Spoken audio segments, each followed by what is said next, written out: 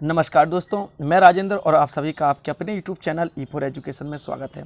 आज की video series में हम डिस्कस करेंगे पर्यावरण के एक महत्वपूर्ण प्रैक्टिस सेट को लेके, और ये प्रैक्टिस सेट वो आपके लिए बहुत ही हेल्पफुल होने वाला है। इस सेट में 30 क्वेश्चंस होंगे और ये क्वेश्चन बहुत ही अपने आप में इंपॉर्टेंट होने वाले हैं।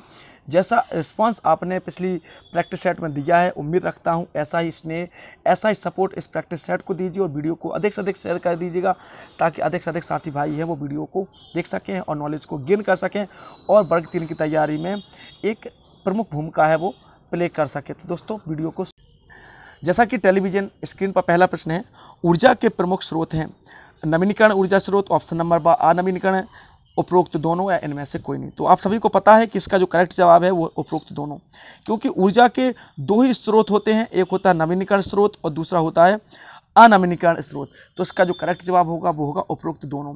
अनवीनीकरण ऊर्जा के स्रोत ऐसे होते हैं जिनको हम पुनः एक चक्रण के माध्यम से एक प्राप्त कर लेते हैं, और अब नवीनीकरण ऊर्जा के ऐसे स्रोत होते हैं जिनको हम पुनः प्राप्त नहीं कर पाते, एक बार यूज होने पर वो हमेशा के लिए वेस्टेज हो जाते हैं। तो लेकिन दोनों जो स्रोत हैं वो ऊर्जा के स्रोत के रूप में माने जाएंगे, इसलिए इसका पहला जवाब है उपरोक्त दोनों। नेक्स्ट प्रश्न है, नवीनीकरण ऊर्जा के स्रोत हैं, ऑप्शन दिए गए हैं। पहला प्रश्न है प्राकृतिक गैस, दूसरा है पेट्रोलियम, तीसरा है भूतापीय और चौथा है इनमें से कोई नहीं। तो जैसा कि इसका आपका करेक्ट जवाब है वो है ऑप्शन नंबर आप प्राकृतिक गैस। प्राकृतिक गैस है वो ऊर्जा के नवीनीकरण स्रोत के रूप में मानी जाती हैं। बढ़ते हैं नेक्स्ट प्रश्न की ओर। कोयले के भंडार लगभग कितने वर्ष पूर्व निर्मित हुए हैं? जो कोयला हमें प्राप्त होता है उसका जो भंडारण है वो लगभग कितने वर्ष पहले से निर्मित हो चुका है? तो इसका जो करेक्ट जवाब होगा वो होगा लगभग 300 करोड़ वर्ष पूर्व, अर्थात ऑप्शन नंबर बा इसका करेक्ट जवाब होता है। बढ़ते हैं नेक्स्ट प्रश्न की ओर। नवीनीकरण ऊर्जा स्रोत में सबसे सशक्त ऊर्जा स्रोत है।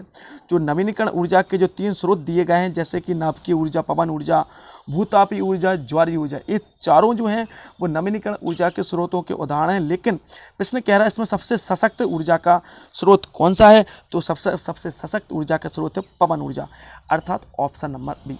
देखिए सेट बहुत ही इंपॉर्टेंट है, इस सेट में जरूर आप प्रेजेंट लीजिएगा, पूरे सेट को लास्ट तक देखिएगा। बढ़ते हैं नेक्स्ट प्रश्न की ओर।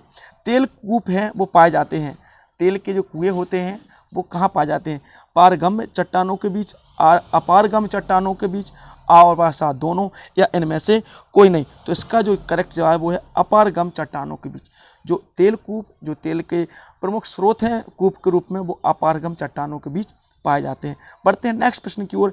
सौर सेल का उपयोग किया जाता है, जो सौर सेल है इसका उपयोग किया जाता है।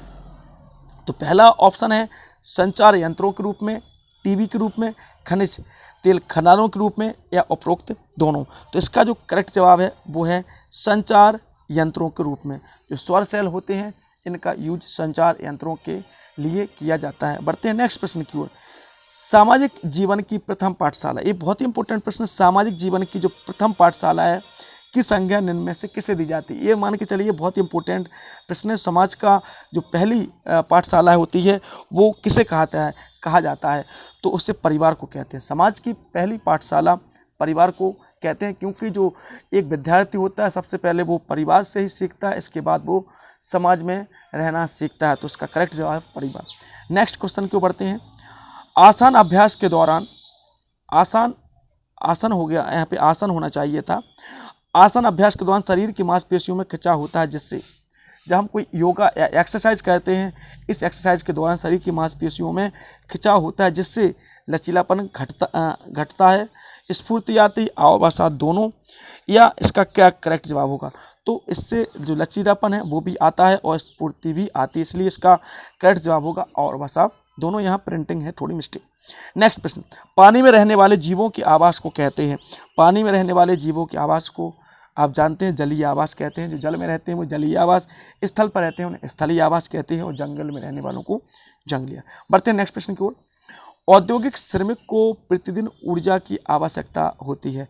जो ऐसे श्रमिक जो उद्योगों में कार्य करते हैं, ऐसे श्रमिकों को अपनी बॉडी में कितनी ऊर्जा की नीड होती है? तो इसका जो करेक्ट जवाब है वो है 3000, अर्थात 3000 कैलोरी की आवश्यकता किसी उद्योग के इकाई में काम करने वाले श्रमिक को प्रतिदिन ऊर्जा की आवश्यकता होती है। बढ़ते हैं नेक्स्ट प्रश्न की ओर। 5 से 7 वर्ष के शिशु को प्रतिदिन ऊर्जा की आवश्यकता होती है। एक ऐसा शिशु जिसकी आयु 5 से 7 वर्ष है, उससे प्रतिदिन कितनी ऊर्जा की आवश्यकता होती है?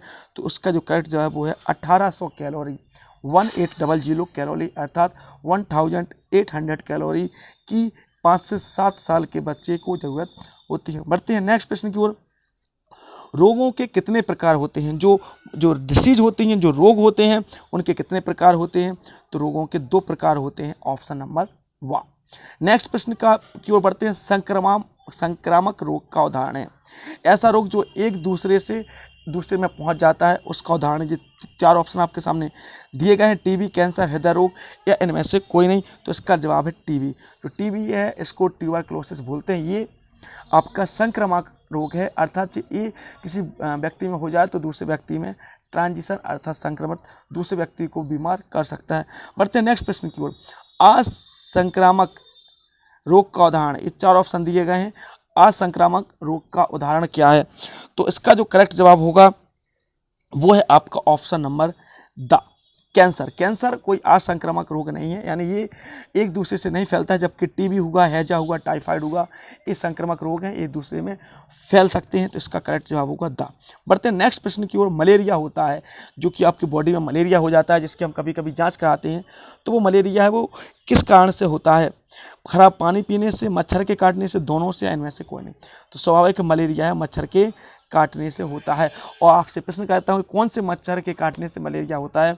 अगर आप कोई वीडियो को देख रहे हैं तो ये भी प्रश्न है कि किस मच्छर के काटने से मलेरिया होता है, उस मच्छर को क्या कहते हैं, आप नीचे कमेंट कर सकते हैं। बढ़ते हैं नेक्स्ट प्रश्न की ओर। प्रदूषित जल के प्रयोग से होने वाला रोग। यदि हम प्रदूषित जल को नियमित सेवन करें तो उससे हमें कौन सा रोग होने की संभावना है वो रहती है? तो प्रदूषित जल के प्रयोग करने से हमें आंत्रशोथ रोग के होने की संभावना है वो अत्यधिक बढ़ जाती है। बढ़ते हैं नेक्स्ट प्रश्न की ओर। स्वचालित वाहनों से निकलने वाली गैसों के प्रकाश रासायनिक परिवर्तन द्वारा प्रदूषक उत्पन्न होते हैं। तो जो स्वचालित वाहन होते हैं उससे जो गैस निकलती है वो किन गैसों के कॉम्बिनेशन से होती है? तो इसका जो करेक्ट जवाब है वो है ऑप्शन नंबर सा, O3 एंड PAN। बढ़ते हैं नेक्स्ट प्रश्न की ओर। बहुत इंपॉर्टेंट प्रश्न है।